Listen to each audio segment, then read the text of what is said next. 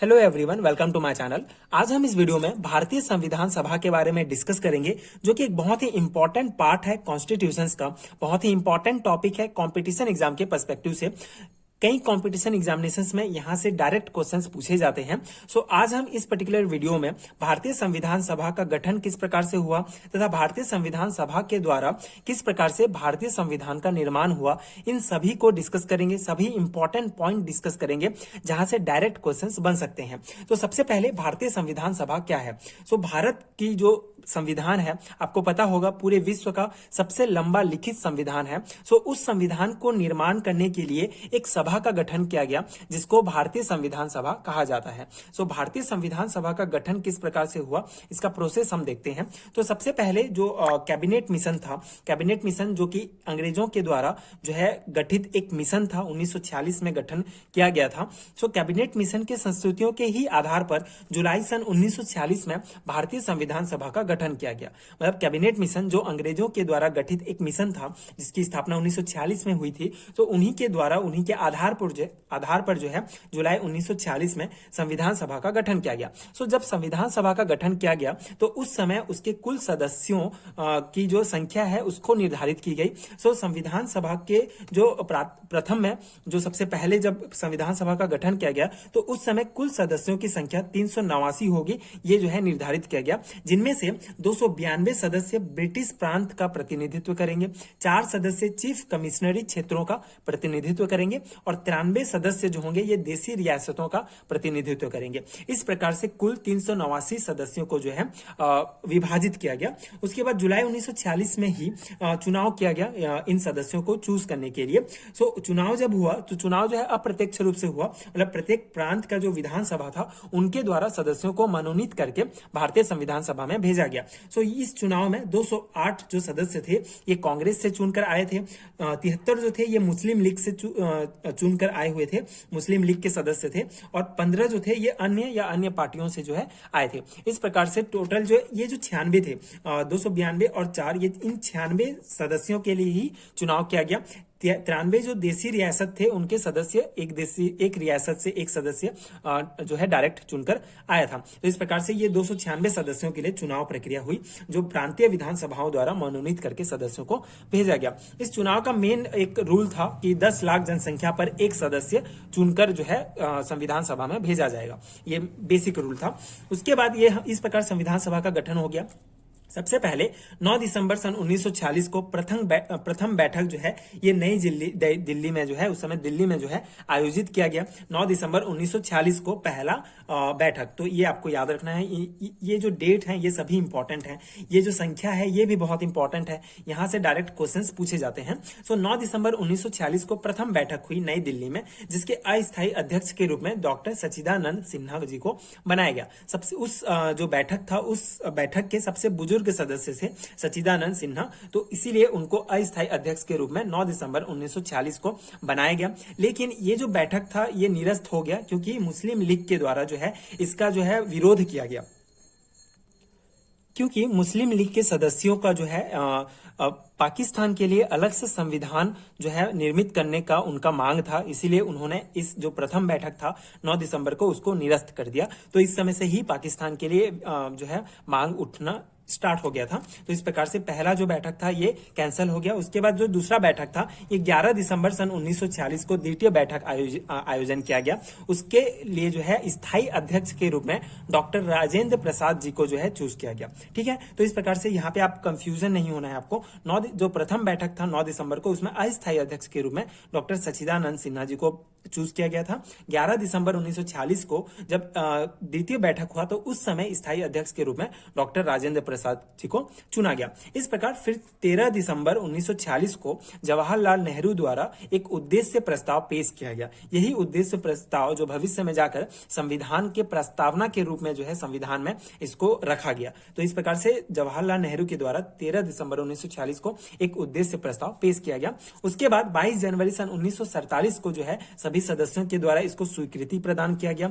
उसके बाद फिर संविधान का निर्माण प्रारंभ हो गया। 22 जनवरी सन 1947 से संविधान का निर्माण प्रारंभ हुआ। संविधान का निर्माण जब प्रारंभ हुआ तो उस समय कई समितियां गठित की गई। एक सलाहकार समिति जो है, ये इंपॉर्टेंट है, यहां से क्वेश्चंस आते हैं।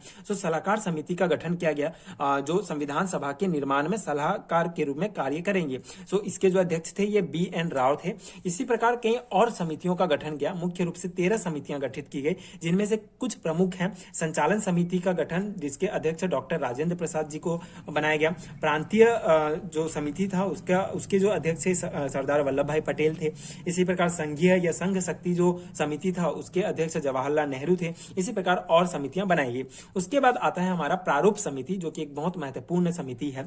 क्या हुआ था, जो सलाहकार समिति BN राव के द्वारा जो बनाया गया था, उनके द्वारा जो संविधान का जो प्रारूप था उसके ऊपर विचार मतलब जो प्रारूप तैयार किया गया था BN राव के द्वारा संविधान निर्माण में, उसके ऊपर विचार विमर्श करने के लिए या उसको एक बार और स्टडी करने के लिए जो है प्रारूप समिति का गठन 29 अगस्त 1947 को किया गया। प्रारूप समिति का गठन 29 अगस्त 1947 को किया गया। इसके जो अध्यक्ष थे ये डॉक्टर भीमराव अंबेडकर थे। ये जो प्रारूप समिति था इसके कुल टोटल 7 सदस्य थे। ठीक है, टोटल 7 सदस्य थे, जिनमें से डॉक्टर भीमराव अंबेडकर इसके अध्यक्ष थे। तो इस प्रकार से यहाँ पे भी आपको कंफ्यूज नहीं होना है। जो सलाहकार समिति थे उसके अध्यक्ष BN राव थे और जो प्रारूप समिति थे उनके अध्यक्ष जो है डॉक्टर भीमराव अंबेडकर थे। प्रारूप समिति की जो स्थापना थी ये 29 अगस्त 1947 को किया गया था। इस प्रकार जो है हमारे पूरे संविधान का जो है निर्माण हुआ। संविधान के निर्माण में टोटल 2 वर्ष 11 महीना 18 दिन का समय लगा था, ये कुल वर्ष। उसके बाद जो है हमारा 26 नवंबर सन 1949 को ईस्वी को पारित किया गया। मतलब पूरा बनकर तैयार हुआ हमारा संविधान। जो 22 जनवरी 1947 से शुरू हुआ था वो 26 नवंबर सन 1949 ईस्वी को जो है बनकर तैयार हुआ और उसी दिन 26 नवंबर को जो है ये पारित किया गया। उस समय 284 सदस्य उपस्थित थे जब इसको संविधान को जो है पारित किया गया। इसके बाद 26 जनवरी सन 1950 को इसको लागू कर दिया गया। 26 नवंबर को ये पारित हुआ था एंड 26 जनवरी 1950 को ये लागू हुआ था। ये दोनों पॉइंट आपको जो है याद रखने हैं, यहाँ पे कंफ्यूज नहीं होना है। तो 26 जनवरी को ही क्यों चूज किया गया, इसके लिए भी एक इतिहास है। 26 जनवरी सन 1930 को जो है कांग्रेस ने सबसे पहले जो है स्वाधीनता दिवस के रूप में मनाया था। तो इसीलिए उन्होंने 26 जनवरी 1950 को ही जो है इस डेट को चूज किया संविधान को जो है लागू करने के लिए। तो इस प्रकार 26 जनवरी सन 1950 को जो है हमारा संविधान लागू हुआ। जिस समय जो हमारा संविधान लागू हुआ था उस समय 395 अनुच्छेद थे, जो वर्तमान में भी 395 ही अनुच्छेद हैं।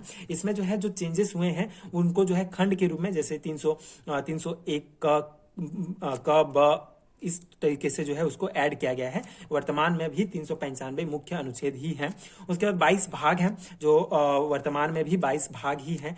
8 अनुसूचियां थी सबसे पहले जब निर्माण हुआ संविधान सभा, तो उस समय 395 अनुच्छेद और 22 भाग और 8 अनुसूचियां थी। वर्तमान में अनुच्छेद तो सेम है, भाग भी सेम है, लेकिन 12 अनुसूचियां हैं, मतलब 4 और अनुसूचियां जो है इसमें ऐड किया गया है। तो इस प्रकार से हमारा संविधान सभा पूरा जो है बनकर, संविधान सभा के द्वारा संविधान जो है भारत का पूरा बनकर तैयार हुआ। यहाँ पे एक और इंपॉर्टेंट पॉइंट है जो आपको ध्यान रखना है कि सबसे पहले हमने देखा था कि जब भारतीय संविधान सभा का गठन किया गया था तो उस समय टोटल 389 सदस्य थे। लेकिन जब 1947 में जब जो है पाकिस्तान जब अलग हो गया भारत से, तो उस समय संविधान सभा के जो सदस्य थे उनकी संख्या भी चेंज हो गई। मतलब देश विभाजन के बाद जो है 31 अक्टूबर सन 1947 को पुनर्गठित किया गया पूरे भारतीय संविधान को, जिसमें कुल सदस्य 389 से लेकर 299 हो गए। ठीक है, तो ये पॉइंट आपको याद रखना है। 31 अक्टूबर सन 1947 को देश के विभाजन के बाद जब भारतीय संविधान का पुनर्गठन किया गया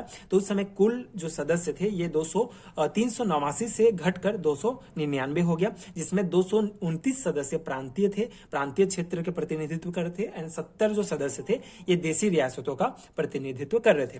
तो इस प्रकार से भारतीय संविधान सभा के द्वारा भारतीय संविधान का गठन हुआ और यही इंपॉर्टेंट पॉइंट्स हैं। अगर आप इसको बार बार पढ़ते हैं, देखते हैं, तो यहीं से क्वेश्चंस आपको देखने को मिल जाएंगे कॉम्पिटिशन एग्जाम में। ये सभी पॉइंट्स इंपॉर्टेंट हैं। आई होप आपको समझ में आया होगा एंड आपके एग्जाम प्रिपरेशंस के लिए ये नोट्स हेल्पफुल हुए होंगे। सो अगर हेल्पफुल है तो आगे की वीडियोस देखने के लिए चैनल के साथ जुड़े रहिए। प्लीज सपोर्ट कीजिए, like and subscribe to my channel and thank you so much for watching.